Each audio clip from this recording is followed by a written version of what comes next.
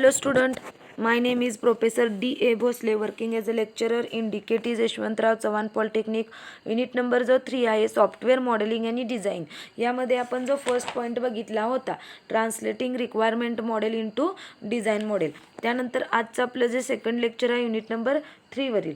तर आपण ट्रान्सलेट कशा पद्धतीनं करतो की आपण एखादा मॉडेल रिक्वायरमेंट्स ज्या असतात त्या रिक्वायरमेंट्स आपण डिझाईन मॉडेलमध्ये कशा पद्धतीनं कन्वर्ट करतो त्याच्यासाठी आपण ॲनालिसिस करतो.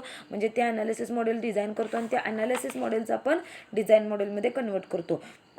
तर ॲनालिसिस मॉडेलचे 4 वेगवेगळे पॉईंट्स होते, एलिमेंट्स होते. Scenario based elements, flow oriented elements, behavioural elements आणि क्लास बेस्ड एलिमेंट्स. तर आपण मी डायग्राम घेऊन एक्सप्लेन केले होते. तर नेक्स्ट पॉईंट होता डेटा मॉडेलिंग. डेटा मॉडेलिंग म्हणजे काय, तर डेटा मॉडेलिंग म्हणजे काय आपण मी सांगितलं होतं की is the basic step in the analysis modelling. Data modelling data object are examined. आणि डेटा मॉडेलिंगचे वेगवेगळे कन्सेप्ट आपण बघितल्या होत्या. डेटा ऑब्जेक्ट म्हणजे काय, ॲट्रिब्यूट्स म्हणजे काय आणि रिलेशनशिप म्हणजे काय. तर आजच्या लेक्चरला आपण नेक्स्ट पॉईंट बघणार आहोत तो कार्डिनॅलिटी आणि मॉडेलिटी म्हणजे काय. आणि आपला जो युनिट आहे तो सॉफ्टवेअर मॉडेलिंग आणि डिझाईनमध्ये. तर आपल्याला ॲनालिसिस मॉडेल म्हणजे काय आणि ॲनालिसिस मॉडेलिंगचे एलिमेंट्स म्हणजे डिटेलमध्ये आपल्याला ॲनालिसिस मॉडेल बघायचं आहे.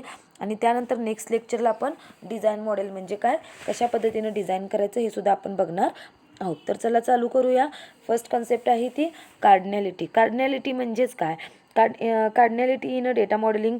कार्डिनॅलिटी specifies how the number of occurrences of one object is related to number of occurrences of another object. म्हणजे एका ऑब्जेक्टचं दुसऱ्या ऑब्जेक्टबरोबर किती प्रकारचं रिलेशन आहे, एकदाचंच आहे की एकापेक्षा जास्त आहे की जास्तपेक्षा कमी आहे. म्हणजे 1 to 1 आहे, म्हणजे एका ऑब्जेक्टचं दुसऱ्याबरोबर एकाच 1 to 1 रेशो आहे. सेकंड असेल तो 1 to मेनी, एकापेक्षा जास्त असेल. थर्ड असेल मेनी टू मेनी. अशा पद्धतीचं रिलेशन आहे की हे याला म्हणायचं आपण कार्डिनॅलिटी. 1 to 1 म्हणजेच काय, one object can relate only one another object. 1 to many म्हणजेच काय, one object can relate to many object. आणि मेनी टू मेनी म्हणजेच काय, many object of the occurrences relate to many object of occurrences. तर कार्डिनॅलिटीचा उपयोग काय होतो की एखादा मॉडेल डिझाईन केल्यानंतर तो मॉडेल आपण कोणकोणत्या वेगवेगळ्या मॉडेल्समध्ये आपण किती प्रकारे यूज करू शकतो हे रिप्रेझेंट करण्यासाठी आपण कार्डिनॅलिटी यूज करतो. तर cardinality in data modelling specifies how the number of occurrences of one object is related to number of another occurrences किंवा number of occurrences of another object. तर नेक्स्ट कन्सेप्ट आहे मॉडेलिटी. मॉडेलिटी म्हणजे काय, तर modality indicates the whether or not particular data object must participate in the relation. म्हणजेच काय, मॉडेलिटी काय करतो की तो ॲक्च्युअलमध्ये तो पार्टिसिपेट आहे की नाही, तो डेटा ऑब्जेक्ट पार्टिसिपेट आहे की नाही त्याचं रिलेशनशिप चेक करतो. Modality of relationship if there is no explicit need for the relationship. म्हणजेच काय, मॉडेलिटी ऑफ द रिलेशनशिप जर 0 असेल म्हणजे रिलेशनशिप काय आहे 0 आहे, म्हणजे तो आता पार्टिसिपेट केलेला नाही. Then there no explicit need for the relationship of occur the relationship is optional. म्हणजे एखादा ऑब्जेक्ट त्याचा त्या मॉड्यूलमध्ये काहीही संबंध नाही आहे, म्हणजे तो पार्टिसिपेट केलेला नसेल किंवा तो यूज केलेला नसेल, म्हणजे त्याचं रिलेशनशिप काय आहे 0 आहे, म्हणजे ते ऑप्शनल झाला, म्हणजे तो आपण यूज केला तरी चालेल अदरवाईज नाही आहे. पण मॉडेलिटी जर तुमची 1 असेल म्हणजे एकदा तरी का होईना तो ऑब्जेक्ट तिथं ऑकर झाला असेल तर त्याचं रिलेशनशिप जे आहे ते मेंडेटरी आहे, म्हणजे ते कंपल्सरी आपण यूज करायचं आहे. याला म्हणायचं मॉडेलिटी. काय म्हणायचं आहे मॉडेलिटी. मॉडेलिटी जर 0 असेल तर ऑप्शनल आणि मॉडेलिटी 1 असेल तर कंपल्सरी मेंडेटरी आहे ती रिलेशनशिप, त्याला म्हणायचं मॉडेलिटी. म्हणजे एखादा पर्टिक्युलर डेटा ऑब्जेक्ट त्या मॉडेलमध्ये किती प्रकारे पार्टिसिपेट करतो हे रिप्रेझेंट करण्यासाठी आपण मॉडेलिटी यूज करतो. तर इथं तुम्हाला समजलं असेल कार्डिनॅलिटी आणि मॉडेलिटी. तर नवीन पॉईंट आहे ॲनालिसिस मॉडेलिंग. चला चालू करूया आपण ॲनालिसिस मॉडेलिंग. ॲनालिसिस मॉडेलिंग म्हणजे काय, तर ज्या काही युजरच्या रिक्वायरमेंट्स आहेत तर त्या रिक्वायरमेंट्सचं आपण ॲनालिसिस करायच्या, म्हणजे काय करायच्या, स्टडी करायच्या आणि त्या फिक्स करायच्या, त्याला म्हणायचं आपण analysis modelling. The requirement analysis produces the software specification. Requirement analysis काय करतो, सॉफ्टवेअरला ज्या काही गरज आहेत रिक्वायरमेंट त्या डेव्हलप करतो. म्हणजे जेव्हा आपण ॲनालिसिस मॉडेल डिझाईन करतो, डिझाईन केल्यानंतर ॲनालिसिस मॉडेल डेव्हलप केल्यानंतर आपण काय करायचं आहे, ज्या रिक्वायरमेंट्स फायनल होतात त्या रिक्वायरमेंटनुसार आपण सॉफ्टवेअर डेव्हलप करणार आहोत. The requirement analysis helps the analyst to refine the software allocation. Using requirement analysis, various models such as the data model, functional model आणि behavioral model can be defined. म्हणजे analysis model आपण जर तयार केलं तर त्या ॲनालिसिस मॉडेलचा use करून आपण वेगवेगळे डेटा मॉडेल्स, फंक्शनल मॉडेल्स आणि बिहेवियरल मॉडेल आपण डिफाईन करू शकतो. तर ॲनालिसिस मॉडेलचे 3 ऑब्जेक्टिव्ज आहेत. तर पहिला ऑब्जेक्टिव्ह आहे डिस्क्राईब कस्टमर रिक्वायरमेंट. कस्टमरच्या रिक्वायरमेंट काय करा, डिस्क्राईब करा. म्हणजे कस्टमर कशा पद्धतीनं तो सॉफ्टवेअर डेव्हलप करणार आहे किंवा त्या कस्टमरच्या ज्या काही रिक्वायरमेंट्स आहेत त्या पहिल्यांदा डिस्क्राईब करा. सेकंड आहे create basis for software design. मग आपण काय करायचं आहे, त्या रिक्वायरमेंट समजून त्या सॉफ्टवेअर डिझाईन करण्यासाठी आपल्याला ज्या काही रिक्वायरमेंट्स पाहिजेत त्याचा बेस तयार करायचा आहे. आणि थर्ड आहे प्रिपेअर्ड व्हॅलिड रिक्वायरमेंट्स. म्हणजे आपण कस्टमरच्या रिक्वायरमेंट समजून घेतल्या, त्यामधून आपण एक मिनिमम 1000 रिक्वायरमेंट्स आपण फाइंड आउट केले असतील, बेसिक असतील.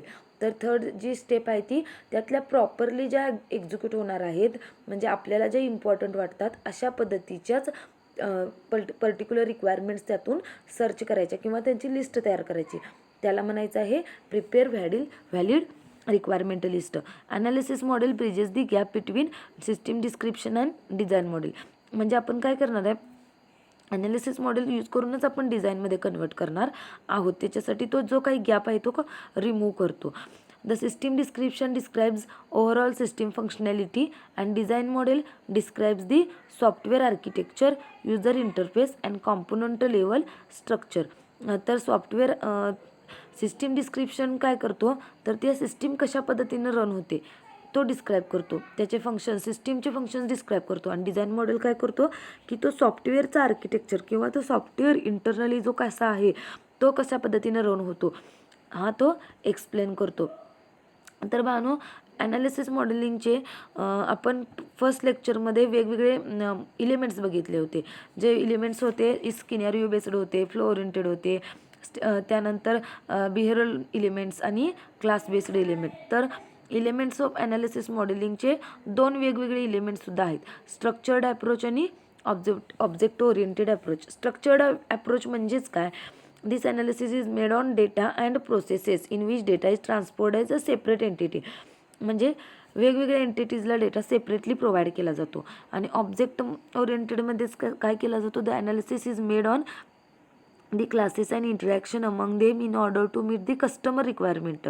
म्हणजे कस्टमरच्या रिक्वायरमेंट्स कंप्लीट करण्यासाठी जे काही आपण इंटरॅक्शन करतो ते ऑब्जेक्ट ओरिएंटेड ॲप्रोच.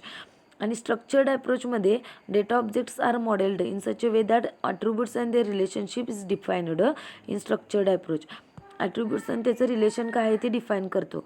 आणि ऑब्जेक्ट ओरिएंटेडमध्ये आपण UML diagrams, unified modelling language are prepared are used in object oriented modelling approaches. तर अशा पद्धतीने आपण हे जे इलिमेंट्स आहेत ते बघितलेले आहेत. आता नेक्स्ट जे इलिमेंट्स आहेत scenario based elements, flow oriented elements आणि बिहेवियरल इलिमेंट्स, हे आपण डायग्राम जी आहे ती फर्स्ट लेक्चरला आपण स्टडी केली होती.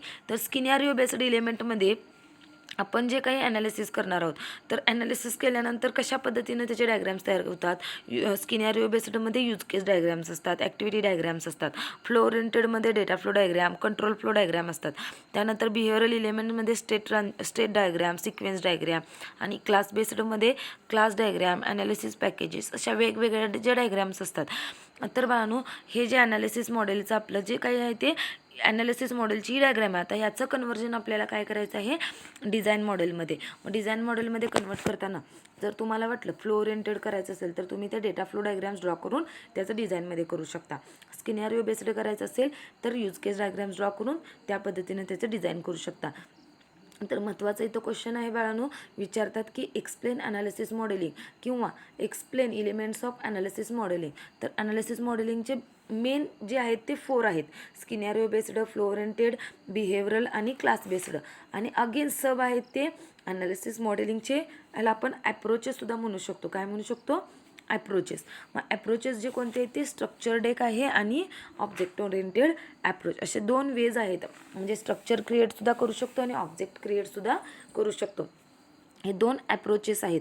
तर बाळांनो इथं तुम्हाला याच्यावरती क्वेश्चन विचारतात, explain the analysis modelling with neat diagram. तर ही डायग्रॅम तुम्हाला ड्रॉ करायची असेल, किंवा give the importance of analysis modelling. Importance सांगायचं झालं तर तुम्ही ॲनालिसिस मॉडेलचं सांगू शकता की जोपर्यंत तुम्ही ॲनालिसिस मॉडेलिंग करू शकत नाही तोपर्यंत त्याचं डिझायनिंगमध्ये कन्वर्ट करू शकणार नाही. कारण डिझाईनमध्ये कन्वर्ट करण्यासाठी आपल्याला पहिली स्टेप जी आहे ती कस्टमरची रिक्वायरमेंट डिस्क्राईब करावी लागणार आहे. सेकंड आहे त्या सॉफ्टवेअरसाठी बेसिस रिक्वायरमेंट्स आहेत त्या डिझाईन कराव्या लागणार आहेत. आणि थर्ड आहे त्याच्या व्हॅलिड रिक्वायरमेंट्स प्रिपेअर कराव्या लागणार आहेत. अशा पद्धतीनं आपल्याला ह्या 3 1 बाय 1 स्टेप ही आपल्याला परफॉर्म करावं लागणार आहेत आणि त्या आपण ॲनालिसिस मॉडेलमध्येच करू शकतो. तर अशा पद्धतीनं बाळांनो आपल्याला ॲनालिसिस मॉडेल डिस्क्राईब करायचा आहे. तर आजच्या लेक्चरमध्ये आपण ॲनालिसिस मॉडेलिंग आणि कार्डिनॅलिटी आणि मॉडॅलिटी हे जे पॉईंट डिस्कस केलेले आहेत. तर बाळांनो कार्डिनॅलिटी आणि मॉडॅलिटीवरती सुद्धा क्वेश्चन विचारतात, व्हॉट इज द कार्डिनॅलिटी अँड मॉडॅलिटी, तर तुम्हाला सांगता आले पाहिजेत. तर आजचे लेक्चर आपण इथं स्टॉप करूया आणि याच्यावरती दिलेली असाइनमेंट सॉल्व करा. आणि नेक्स्ट लेक्चरला ज्या पद्धतीनं आज आपण ॲनालिसिस मॉडेल बघितला त्यानंतर नेक्स्ट लेक्चरला आपण डिझाईन मॉडेलिंग, म्हणजे डिझाईन मॉडेल म्हणजे काय किंवा त्याचे कॅरेक्टरिस्टिक्स कोणते असतात, तर त्याचे वेगवेगळ्या कन्सेप्ट आहेत, त्या कन्सेप्ट आपण नेक्स्ट लेक्चरला आपण बघणार आहोत. तर आज आपण इथंच थांबूया. थँक्यू.